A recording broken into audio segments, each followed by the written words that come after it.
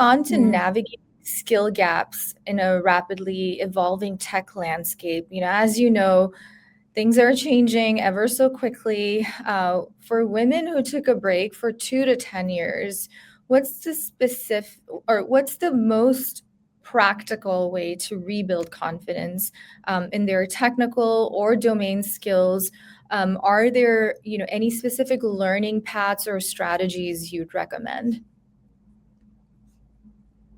I would say that if you have taken a break, and I'm assuming that you have tried different things in that journey and tried to rediscover yourself, assess where your capabilities are. How can you,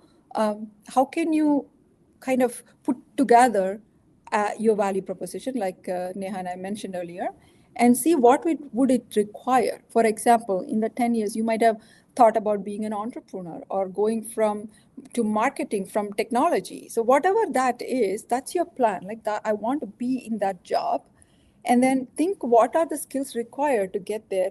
And there are so many on-site free courses available, right? If you are in technology, cloud, whatever, Google provides a lot of free courses. Amazon provides, Microsoft. So it's all there on the web, so you can find out and enroll. Coursera, edX, those are other sources that you can go to. And another one is basically, it depends on the situation. You want to go back to the university and get a degree. I did my MBA when my daughter was like 1 year old.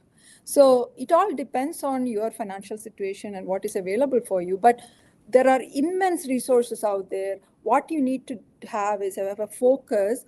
This is the job I want to go to, and these are the skill sets that are required. And I'm going to Mhm. plan from here. This is my month one, month two, month three, and then stick with it. Practice, don't give up. Reach out for interviews. Maybe you will not get the first interview, but big deal.